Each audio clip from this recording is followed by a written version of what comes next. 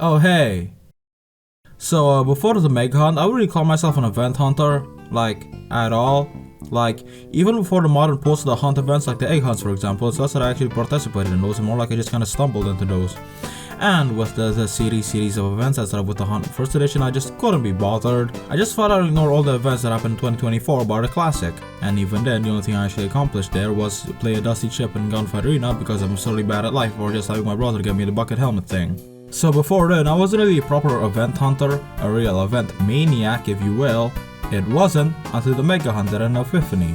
Wait a minute, events can be really cool? And since then I've sort of dedicated myself to checking out the events just in case if there's anything cool in them I guess. I will have you know the Untitled Takeover Mega Hunt campaign, what a mouthful, was a real game changer for me. Had I simply not seen it then I may have never tried to become an event hunter, which is something I can decide is either a good thing or a bad thing, but it is what it is. Either way, it seems like the next event is right on the horizon, so no time to delay. Next stop, the hatch. You know, I thought of doing this thing, but frankly the whole thing was so miserable that I just kinda got warded off of it through sheer negative energy. Next stop, the Takeover. Now this one's cool. There's a consistent graffiti motif, it's got hip music, hell there are even skateboards you can ride around the hub. Can you ride skateboards in the Hunt Mega Edition hub? Of course not, this event's already better by default. Is the whole event style very how do you do fellow kids? Yeah. This boombox called me a skater with an 8 and that makes me feel very high moments and aura! So it's kinda hard to explain how the event works given how convoluted it is, but here's my best attempt. So first things first, there are the crews. They're, well, player-led crews that can hold up to 100 members. Basically, the first step to properly participating in this event is to join a crew and now you're set. Second thing second, there is the hub. Split into 4 districts, each with 4 zones, each with 3 games, making up to 48 games in total. This is where the primary gimmick of the event takes place. Basically, the gist here is that a crew can capture a zone by doing challenges to earn creds and stuff. The crew with the most creds holds the zone. Speaking of which, this leads us to the challenges, the main meat of the takeover. Compared to something like the Hunt Mega Edition where there will be 1 or 2 quests, these challenges are split into 4 difficulties: Noob, Pro, Master, and Extreme. These challenges are unlocked in that order and uniquely for this event they can be repeated in order to farm creds. I feel this really influenced a lot of the design of the games we will be talking about since a lot of them have to be repeatable. Also, by the way, creds are the currency of this event and they are split into 2 types, solo creds and crew creds. The solo creds count capturing zones I think, and the crew creds you can get in various ways, primarily capturing zones, though I mostly got them by doing quests in the hub. Alright, there are quests in the hub. Yeah, as you can see here, the event's quite convoluted. I don't even know whether I even managed to cover everything, but that's the gist of it at least. I sure had loads of fun thinking about how this event works so I can write this stupid video. Thanks Roblox. And so, I joined my friend Doris's crew, Urban Shades Expendables. Pressures of Doris what methods to tweakers, at least before the document came out about Zeal, consisting of Doris, Faker, Chair, Boxeye, someone of whom I don't really feel like mentioning out of respect, and, of course, yours truly. Yeah, I wouldn't really bother with the whole capturing zones thing, that's why that section was really hard to write. Alright, let's get into the games proper. There are 40 earthdomes spread across 4 districts and the event runs from September 12th to the 22nd. Let's do this!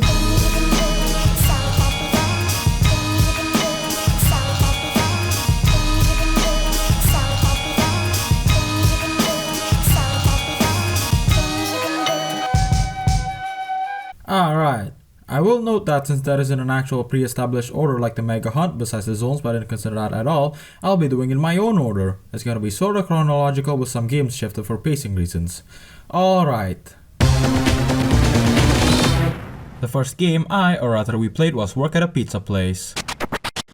So a funny thing was that I already recorded a session of me doing all 4 challenges with randoms as teammates, but then the crew wanted to do this one together and so I was like, yeah okay sure.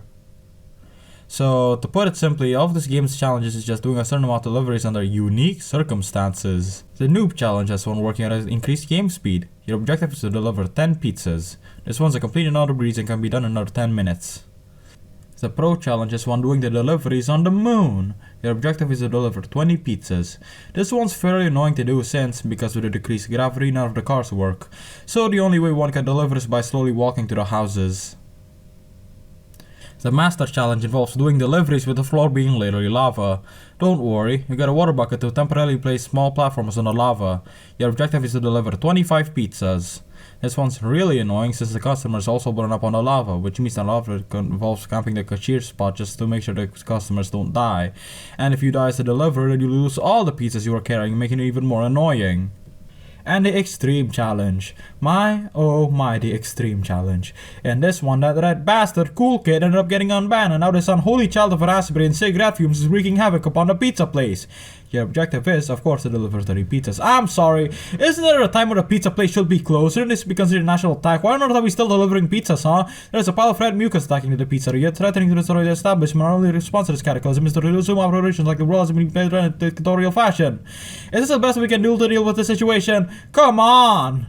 This one's incredibly annoying. You started a thing with 0 to -1 supplies, so the first step to dealing with the son of a gun is obviously to gather supplies and such.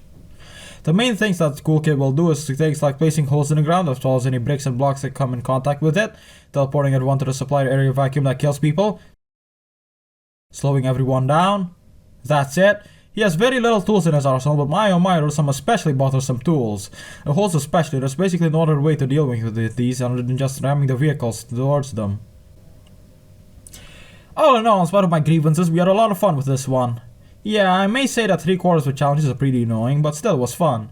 I guess it's just because work at a pizza place is just a fun game. Yeah, that's a good conclusion.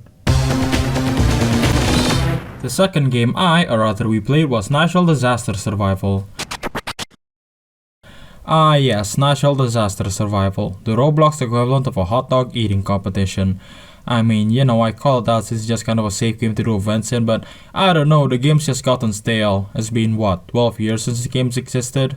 Feel free to correct me on that. However, this hot dog eating competition's got something up its sleeve, for this time all the eaters sit on ejector chairs, 1/10 of the audience as Beyblades to shoot at the participants, and also the cops are here to beat up the participants for vandalism. Guess which ones were part of the event? Yeah, it was exploiter season early on, which made complete misery to try and do. The exploiters and crappy physics made it hard to do even the noob challenge, and one was to just survive 2 rounds. There wasn't even any twists and turns with that, you just gotta live and not die. And I died as I— It just wasn't bearable in any form, especially with how long one needs to wait for a new round to start. Yes, I constantly gave up on the noob challenge solely because I lack patience. I'm not Sisyphus over here. Thankfully enough, the game got better to play after a bit of time, which is great. I can finally beat the noob challenge. There were also 3 other challenges, but they also weren't that bad. The other challenges revolve primarily around the ability to spray tags on blocks and such. The pro challenge is basically to just spray up a whole bunch of tags and hope that they survive the round. The master challenge involves spraying police signs and then running away from the cops. And the extreme challenge involves doing that and surviving for 3 rounds in a row. Dude, the last challenge for natural disasters, you have to survive 3 disasters in a row while being chased by police.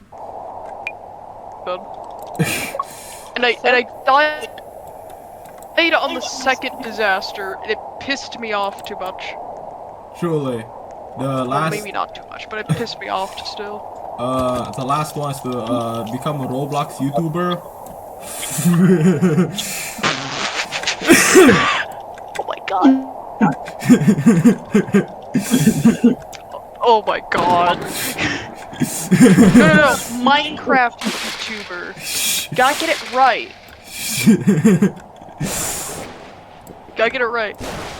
Or just— I guess Roblox YouTubers also technically count. Or just YouTubers in general. Wait, aren't you a YouTuber? Look, it's only for drunk driving, okay, man? Oh, damn. It's fine. In spite of my suave and witty comeback, I have never been more devastated by anything ever. Not just because of its unsavory implications, but also because of the fact that I've now officially went past the event horizon of becoming a YouTuber and now I can never get a real job. Truly a fate worse than death. Either way, this one's fine. I can't really complain about it. Well, outside of the exploiters, but it's not like this game chooses to have exploiters. The third game or rather we played was Pressure, and yeah, I know, Zeal is a terrible person, but the event happened before his actions became publicized. I support Ren, but just for my sake, let's just separate all of that for now. I don't condone any of Zeal's actions. God. Now, for the event, the game introduces a brand new campaign called Operation Heartburn. It's a zombie game mode where you gotta work down a facility, shooting up dozens upon dozens of coral zombies to reach a heart and blow it up. It's pretty cool. The challenges themselves are divided by the floors of the facility. The first 3 are primarily just clearing the floors out by killing a certain amount of zombies. Then the extreme challenge involves actually blowing up the heart, if I can recall correctly. The only pieces of equipment you have along your mission is your pump action shotgun, and my oh my, does having only a shotgun against the endless hordes make one realize the drawbacks of shotguns in general. Primarily the fact that they reload slowly, even if the shells are loaded twice at a time, and that they shoot slowly. The guide at the start says to shoot till your trigger finger bleeds, but I don't know, it's more likely I'll spray my elbow just pumping the thing. Alongside that, there are defibrillators so you can use to revive your teammates. Very handy. And of course, there are the zombies. There are a whole variety of zombies here. Alongside your regular zombies, you've got your big ones that deal big damage and knock you down, ones with shields that you have to shoot around, explodey zombies, heck, there are even third zombies. It's not just limited to that, but I'm writing this bit off memory and they are real thin. There's also the spooky guy that follows you around and insta-kills you if you stay too long in one spot. I did my first session with Doris and Faker. I unfortunately don't have any footage nor pictures of it because A, OBS runs horribly on this crappy laptop and I really didn't want to hedge my bets with this game that already runs really bad, and B, Roblox character was being a dumbass and didn't capture his screenshots I took. Once again, thanks Roblox. God, they were all cool screenshots too. But yeah, it was me, Doris, and Faker against the underwater undead. I think that's accurate. If I recall correctly, Boxeye wanted to join us in the session, but the lobbies only allowed a max of 3 people. It went moderately well. The crew's plan for this mode was primarily to hoard a bunch of shells on the earlier floors, then, for the final floors, camp at the start till we killed the required amount of zombies.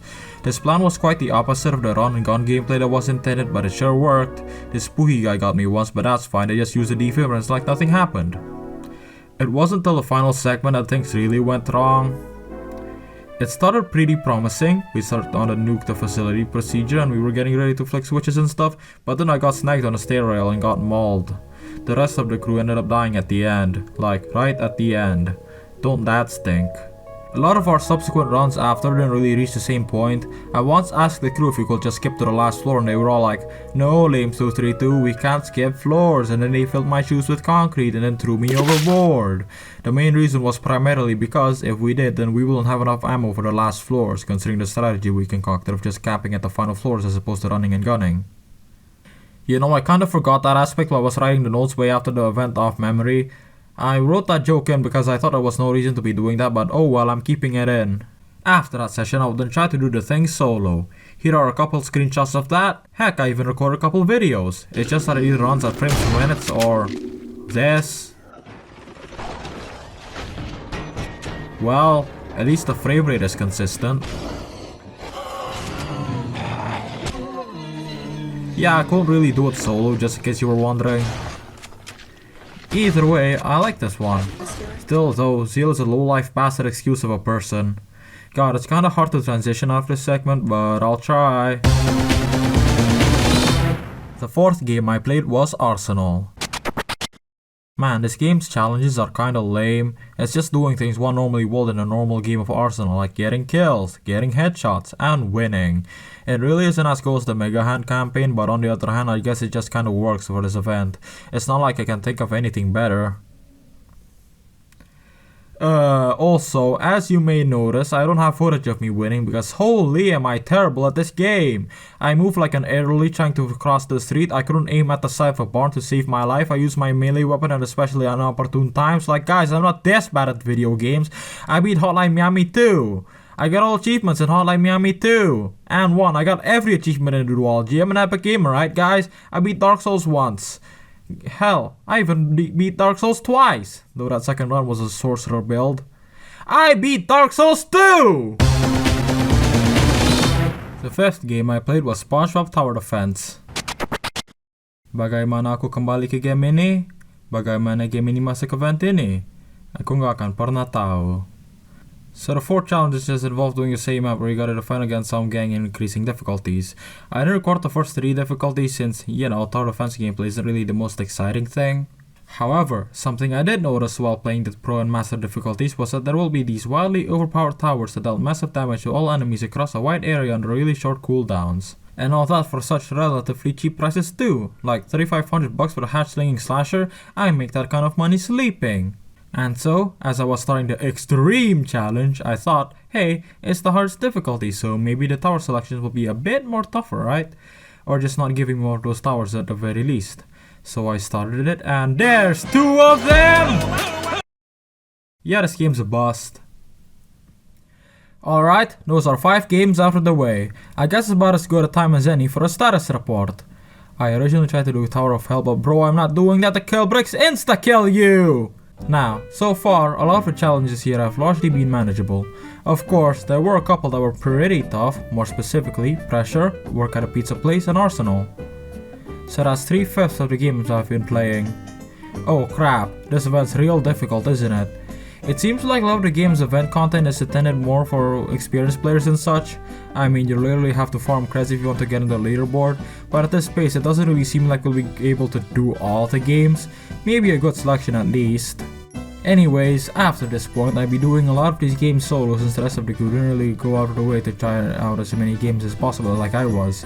If I recall correctly, the rest of them, or more specifically Faker, Doors, and Box, I will more or less just be grinding Pressure for creds. And maybe Faker will be playing Horse Life, maybe? I really didn't keep up well with the crew, whereas I, the great explorer of games, shall be looking into as many games as I can in the name of sweet, exclusive event content. Alright, let's continue on. The 6th game I played was Superstar Racers. You know, when I first found this game before this event, I thought it would be a kart racer of some sort, like some Mario Kart deal, you know? In reality, the game is more like a coked out version of Speedrun 4. Yeah, this is my first time playing this game. I feel like I have to state that because, oh my god, was this one hard! All the courses have really short time limits and I think aren't linear. I had to turn on the guide thingy because without it I would just be running around like a chicken with its head cut off. And with the guide thingy on was still absurdly difficult. The game gives you very little leeway on anything. And then I get hit with a Buddy Holly jump scare!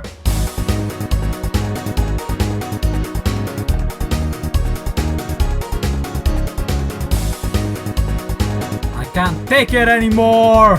I could only do the pro challenge, which was to just beat a level, and my god could I feel any more triumphant. Incredibly fun game. Now, what did I play next? Oh, the 7th game I played was Redcliff City RP.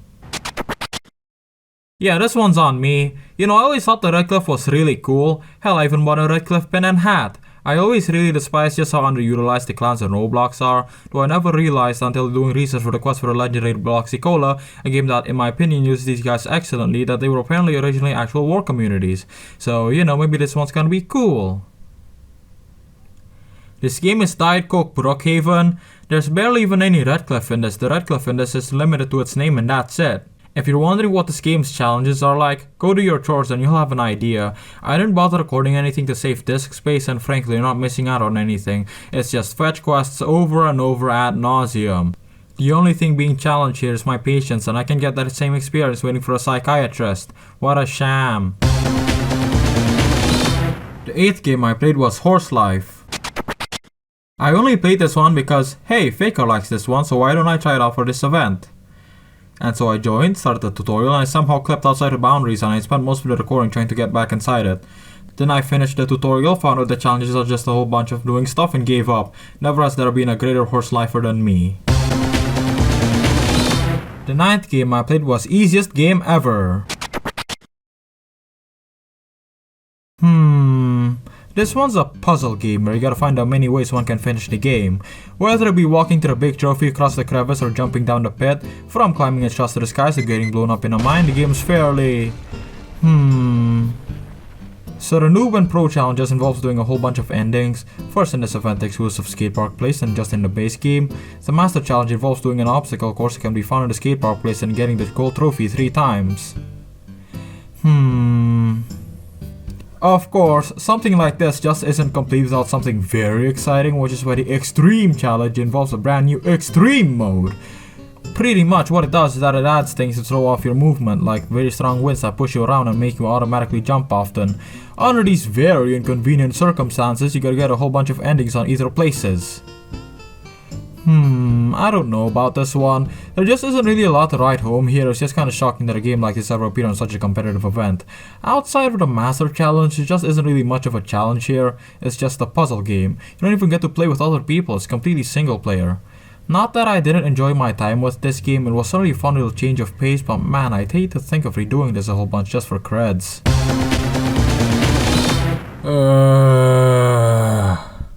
The 10th game I played was World Zero. Why did I play this one? There are 48 games here. I could have just played My Little Pony RP, or Carry an Egg, or Capybara Evolution, or Barry's Prison Run. Is this event actually bad? Yeah, I'm bad at picking games. Sue me. Bring me to court. Find me liable for having horrible taste in Roblox games. So the challenges for this one just involves doing a short dungeon and increasing difficulties. I did the noob and pro challenges, experienced a difficulty spike with the master challenge and gave up. Man, I could have played Doors. The 11th game I played was Pixel Blade. I don't really expect much from this one, I shouldn't get much out of it. This one's a fairly basic way for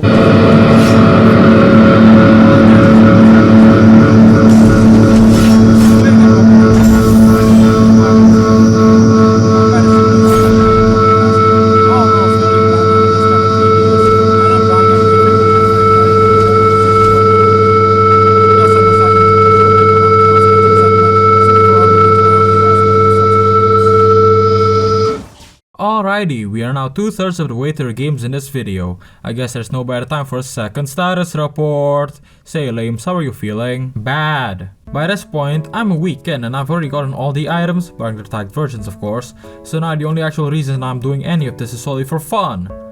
And I'm not having that much fun. I mean, obviously I could just pick better games, but I don't know, even if I did pick better, my whole trying to check out as many games as is possible thing is starting to feel like a chore, and it doesn't help the fact that I'm not even completing most of the challenges. Mainly because they're pretty hard, and if it isn't hard, it's just tedious. And yeah, by this point, I feel like the rest of the crew left after getting all the rewards. I really can't blame them. The event doesn't really offer much for small crews like ours. Other crews on the leaderboards obviously had way more people, basically guaranteeing us not even having the slightest chance, and even if we did have a sliver, we just didn't really have the drive to do something like capturing a zone. It just kinda stinks since, I don't know, I just kinda expected to do more things with them. It was a surprisingly lonely event for me. Outside of the times that I did play with the crew, which really wasn't a lot, I was doing a lot of these games alone. It started to feel, I don't know, isolating, which is something I never thought I would say for an event like this. You know, the one where you gotta be cooperating a lot. If you're wondering, no, I'm not looking for sympathy, I'm just stating how I feel. I don't really try to invite the rest of the crew to join my deviations, I don't run the crew. However, I will then begin to have a different goal in mind, a goal greater than doing all these games, a goal more fulfilling than anything the event itself could offer, a goal so great that I can only tell you what it is at the end of the video. Sorry, moving on! The 12th game I played was Regretevator. Ah yes, Regretevator. My favorite part of this game was when Regretevator said, "You are going to regret this Vator." It's the second most iconic part of this game. Only behind Vibe's Sad Deathbed story. Yeah, this is my first time playing. I intended to try it out in the Hunt Mega Edition, but as you may know, that never happened. Also, if you were wondering what happened to my avatar, Slender Man hacked my account, okay? He was like, wow, there's this idiot's Roblox account. Mine now. Also, the recording looks terrible because I threw up! So the main gist of this one is that they added a brand new game mode. It's more or less just a Battle Royale-esque thing with the game's more competitive floors. Or at least I think these are the more competitive floors. I don't really know much about this game, believe it or not. So I don't know whether certain things like these vending machines is part of the base game or added specifically for this mode. Speaking of which, there are vending machines that you can spend currency on to get items. These items range from burgers that heal you, balls to throw at people, bombs to blow people up, and banana peels to make people slip. The banana peel's low-key the best. Of course, the objective of this one is to be the last one standing. And of course, that's easier said than done because my god, this one was really frustrating! Like, I got so tilted that I felt my gaming skills deteriorate in real time. I got so frustrated. Obviously, the whole randomized floors thing means that I don't really allowed to do when you get a really bad floor. Like for example, there's this one playpen floor that's basically flood escape. I never managed to beat this one and basically became a guaranteed loss whenever it came.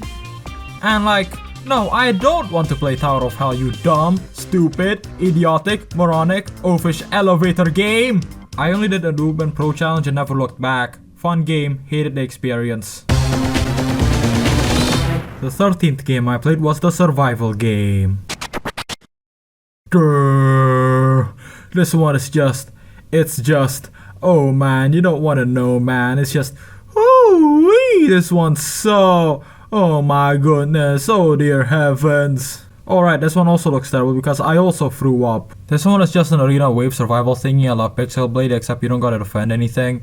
You gotta fight off some people, and for every few whatevers you get to pick a new piece of equipment. I tried doing it with randoms, but literally nobody else wanted to do the arena thing, which certainly bode well. That meant I had to do it solo. Unfortunately, I could only do the noob challenges and the solo experience as hell. The game's got a bad case of Roblox hitbox tank, which means that melee is basically hopeless. So I could only use ranged weapons like bows and crossbows and such. The run ended after I exchanged my crossbow for a musket, which is one of the slowest things in the universe. A snail could move from Ontario to Buenos Aires and it take less time than it will to aim down sights with this thing. I also forgot to make a Slenderman avatar for this game, just a cherry on top for this miserable experience. The 14th game I played was Weird Gun Game. Well, it's a shooty game where you can customize your guns in, let's just say, weird ways.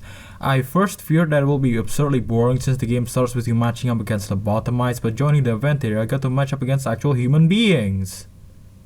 The event area in question has this cool event exclusive skatepark map. There are graffiti all over the place, there are balls and stuff.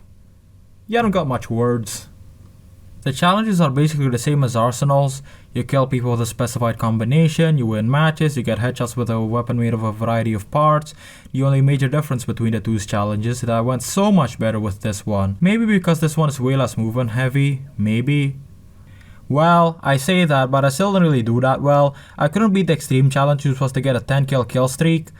But either way, I fared way better with this one. You know what that means? It is now time for a badass montage!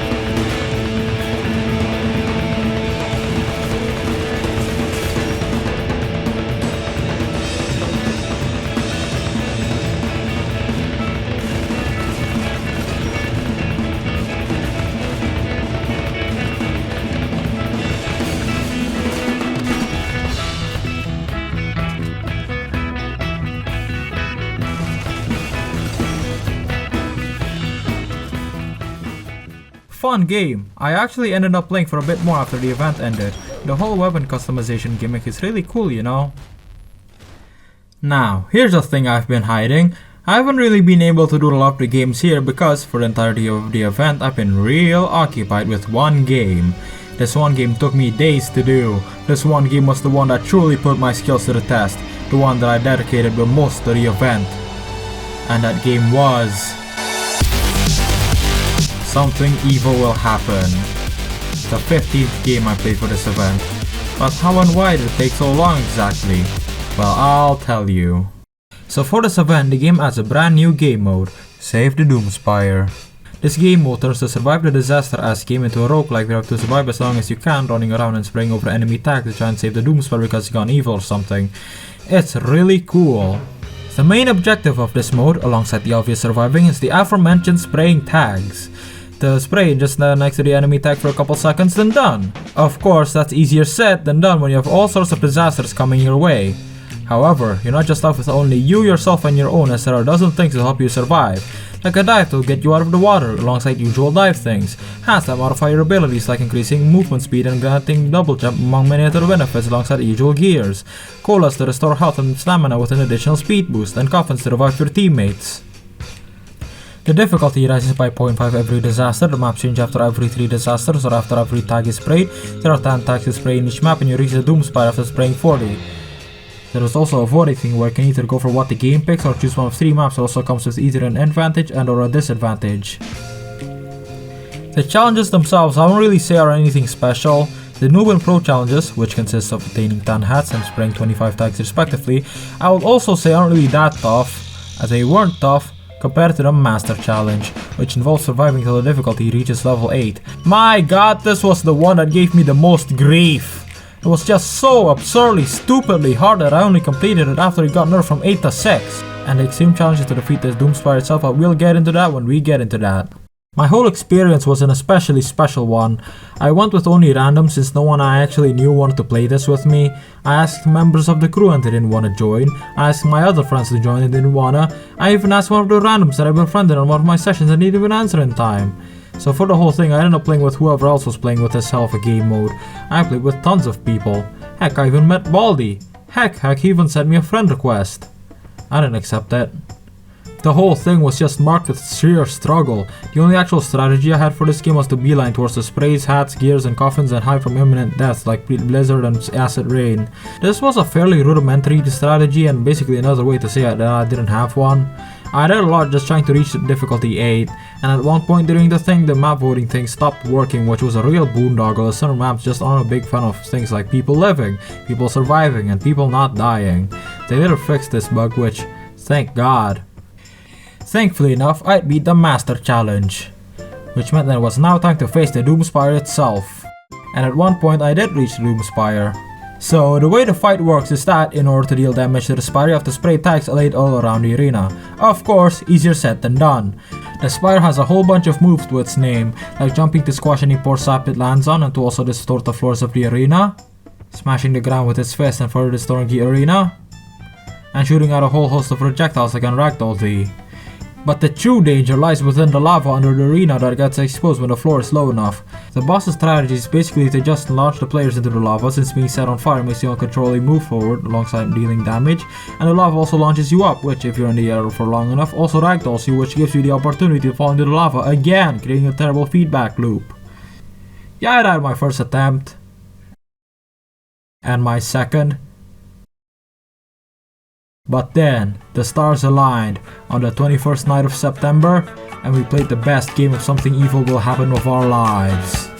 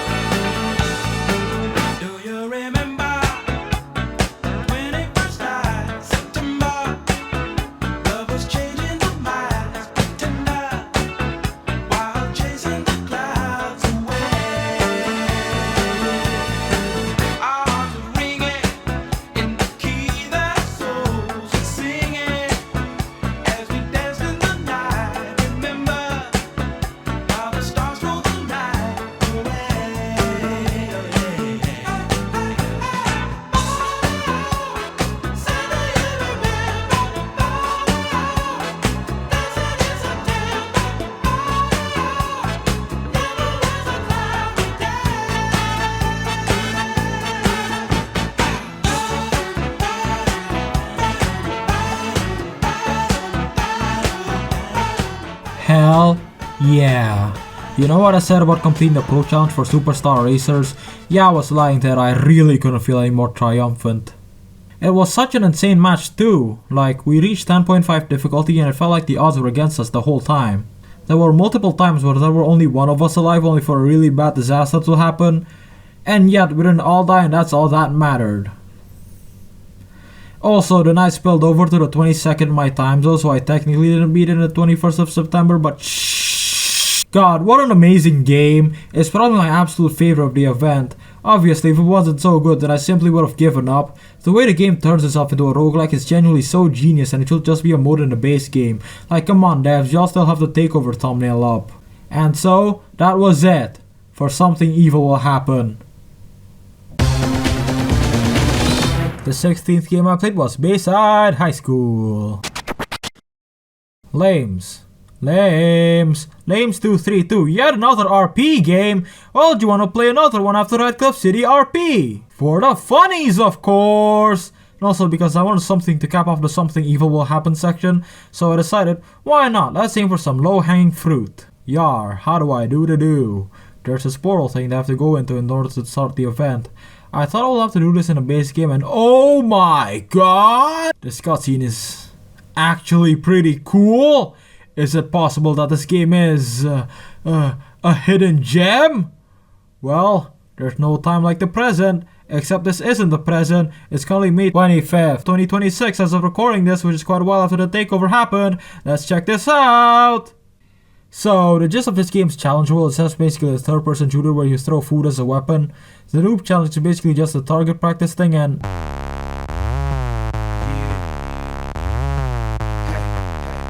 oh my goodness!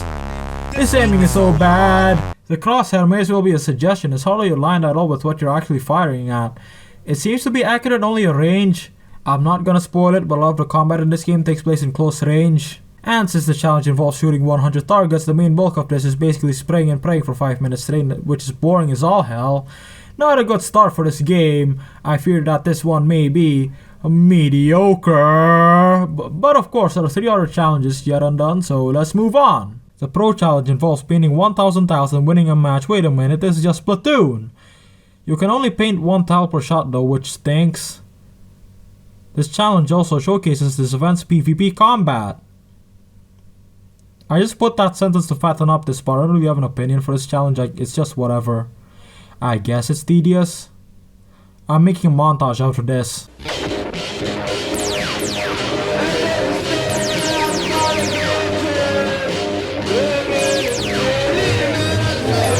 The Master Challenge is a King of the Hill where... what's going on? Why is everyone doing nothing? Did I step into something ominous? Did I step into a cult meeting? What's happening? Is this Bayside High School.exe? Okay, jokes aside, the game just allows everyone to hold the hill, so that's what's happening. Everyone is just waiting till the 15-minute time goal of staying in the hill is reached. There's no actual incentive to fight, so for the time being... I would have never expected something this surreal when I first joined freaking Bayside High School. Of course, a fight did break out later on in the match. It did break the monotony, but I don't know, I kinda preferred when everyone did absolutely nothing. All in all... What? And the Extreme Challenge is a boss fight against Slopzilla. You gotta deal a certain amount of damage against the being, then you kill the thing. This one was really boring. Man, this one was disappointing. I thought that with how cool the intro was, that it will be something really exciting, but instead it was just below average. And yep, that was a takeover, everybody. It certainly was an experience. Yep. So what's my opinion with this event? I don't know about this one. There were games I liked. I like Work at a Pizza Place, Something Evil Will Happen, Superstar Racers, and Pressure, unfortunately. And the concept was strong and the aesthetic was cool. But still, I don't know. The event as an event wasn't really as strong for me compared to something like the Hunt Mega Edition. It was just a bunch of chores, except even more so. Doing this event actually made me realize why I loved the Mega Hunt so much. It was from how involved I was with the event. I looked up guides, asked my friend for help with certain games, I even woke up early just to do the event. It was the first event I've actually dedicated myself to doing, and not just that, it felt like an actual adventure, not just a bunch of things to do for some crappy accessories. Also, I like it because I got a TV hit out of it. This one didn't really match that level of excitement for me. A lot of the quests were really basic and the game didn't really add much content for the event, so that just leaves the whole zone capturing gimmick that I and the rest of the crew barely engaged with because we were so small that we ultimately didn't even matter in the grand scheme of things. Really, the whole thing was a bit of a bust, and in hindsight, I don't think the event would have been better had my friends joined me on my little detours. I think the Work at a Pizza Place and Pressure matches was enough for me. However, this does leave me with one final thing to address. My goal, the one and only reason why I truly locked in the final stretch, the one and only reason why I went through all the trouble doing this many games, one of the only reasons I beat Something Evil Will Happen like my life depended on it. Mogging Boxai. Ah yeah baby, look at that, a perfect 500. I'm number 1 and will always be number 1. Never has there been a better takeover than me. Ah hell yeah. Also, on a different note, the event rewards suck. There's far too much bloat. Like, why did we need 4 entire skate sidekicks? Why is there so many 3D clothing? Why are there so many shoulder and back accessories? There's so little head accessories and they all suck. It took me until trying to design an avatar that I realized that accessories sucked, but man, the event offers very little in terms of accessories. Ultimately, I don't entirely regret participating in the event. Working at a pizza place was really darn fun with friends, but man, could be so much more for me. I guess spending most of the event playing stupid crap I don't enjoy will make me not enjoy the event. Who will the thunk? So yeah, that's my verdict. It had style, but it lacked a little substance for me. That's about it, I guess. Man, there's been so little events recently, unless you count the goddamn block by not going back there, that there's a possibility that I could complete this video and a Halloween Spotlight video before the next one even gets announced. I will bet on it though.